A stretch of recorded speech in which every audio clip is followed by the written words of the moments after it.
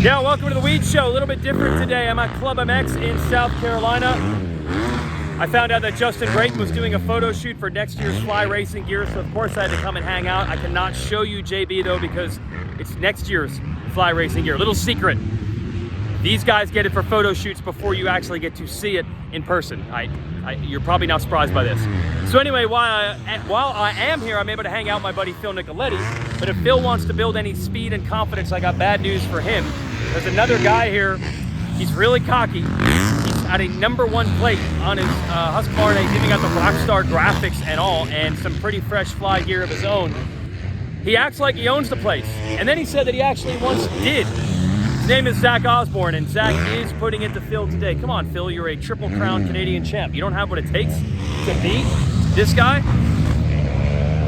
Come on, Phil. You at home can count the gap if you want, because Phil's going to come by in a second. How's Osborne looking? Well, he can only do 20-minute motos right now. He can only do 20s because the back is still hurting him a little bit.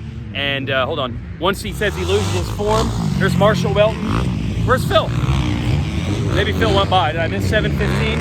3-digit. Oh, come on, Phil. There he is. You got to be better than that. I'll turn this around and show the action the next time they come by. But let's talk first Supercross and also the Honda Talon Sport Side by Side. Look at this terrain behind me here. This is awesome terrain. Wouldn't you love to have a side-by-side to rip around in this kind of sand and these kind of trees, and who knows, even hit a couple of jumps. We got 20 inches of wheel travel. I'm gonna try to cross the track right now, which is a huge no-no, but I want to get another angle on the riding. Here we go. It'd be a lot easier to get across the track quickly if I had a Honda Talon, that's for sure. So with the Honda Talon, you have 1,000 cc's of power, twin cylinders. You've got a exclusive, there goes Phil, dual clutch transmission. See how life is better side by side in a Honda Talon Sport side by side. This is only 2 hours from my house. I could drive it here. Honda, send me one, hint, hint. Be awesome. So, before we get to Salt Lake City 2, this is the Weege Show preview, I have to review Atlanta 3. Things have changed. You can just sense the way people feel online and social media and whatnot. When I came here today, there was a lot of attention because Garrett Marchbanks, he took Cameron McAdoo out. So the way they feel here is, man, this team is hated, this guy is hated. He had to put out his own statement on Instagram and also put a press release together. Hold on, Zacho's coming by, I'll show him to you here. So Marchbanks had to put out a statement, the team had to put out a statement.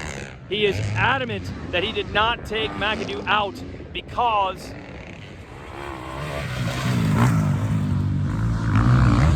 there's Zacho. He wanted everyone to know he did not take him out because he's jealous of McAdoo getting a pro circuit ride.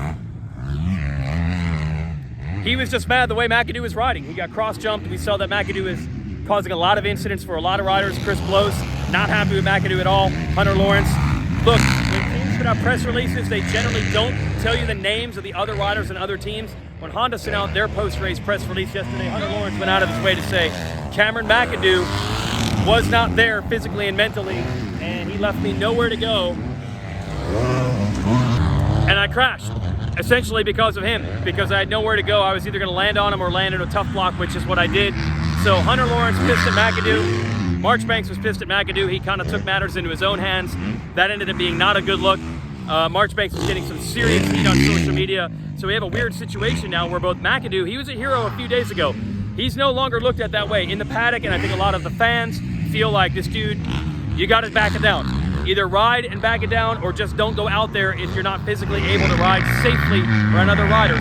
Now, in defense of McAdoo, not every incident out there was his fault, but this stuff just tends to pile on, right? When you see a guy involved in like 6 crashes in one night, even if they're not all his fault, the die is kind of cast.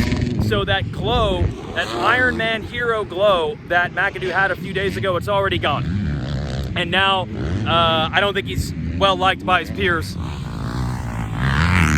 goes that #1 guy.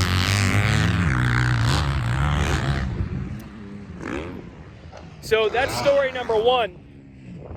It's odd that both McAdoo and Marchbanks came out looking very bad in the eyes of the fans here.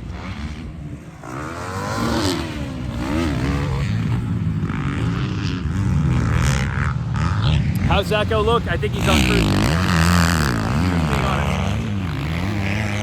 Marchbanks had to put out his own statement on Instagram. The team had to put out a statement as well to try to explain this is not jealousy over a ride.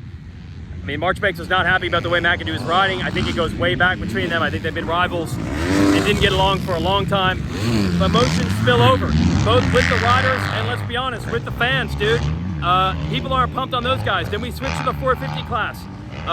As heroic as the comeback effort that Cooper Webb put in is, great footage here.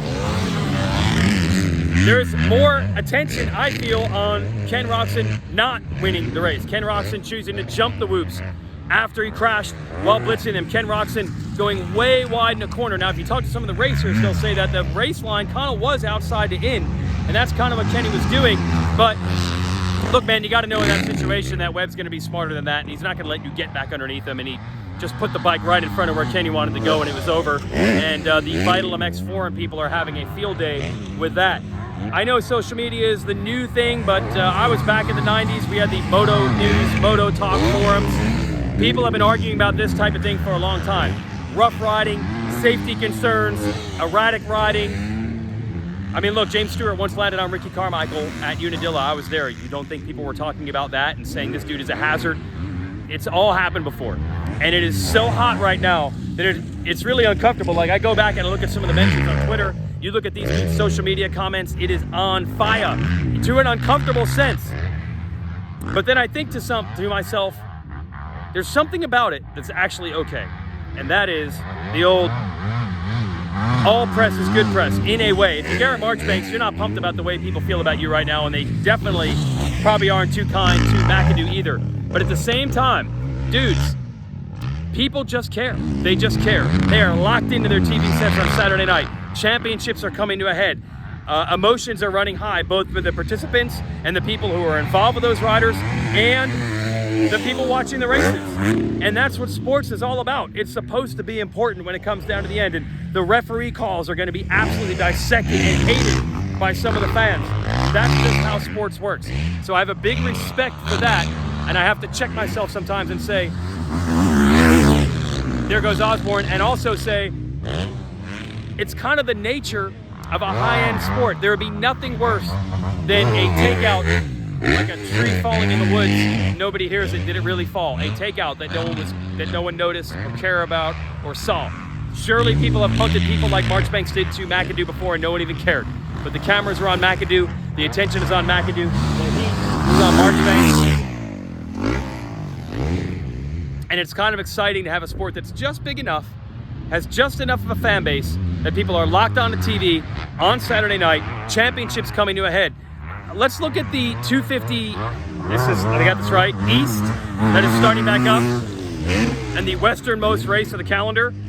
Think of Christian Craig winning the opener, and this emotional story, and people had doubted him, and here he is with his kids, and crying, and it was awesome, and everybody loved Christian Craig. Then a few weeks later, Christian Craig is running into Jet Lawrence, and then everybody hated Christian Craig, although again, the racers will tell you that Craig wasn't trying to knock Jet Lawrence down. From the press box, I thought he was, but they just locked bars. They just had two lines come together and lock bars that made it look way worse than Craig intended. But either way, Craig was then hated. Craig, hey, get out of the 250 class, old man, let Jet through, etc., etc. Maybe the most philosophical about it of all, when I was first here and these guys were on the starting gate for their practice moto, Marchbanks was there, Osborne was there, and Osborne's like, hey man, I've been there. The fans, I ran into Cian Cirillo once. Now, Cian Cirillo actually ended up with a torn ACL from that, but Osborne's like, I didn't cause that. That was when he went off the track. The point is, Osborne has been in that hurt locker before. Remember Osborne and Savacci and how people felt about that? Some people, again, thought it was a hero ride. Some people thought it was straight dirty. So they've all been through that ringer. Garrett Marchbanks, right over there, is feeling it right now. But at the same time, none of this happens. None of these emotionally charged responses happen if we're not down the stretch in the most exciting part of the year with titles on the line. And there's something to be said for that. It's just the time in the barrel for a couple of guys right now to be rolling down that hill and all the filth that's down there.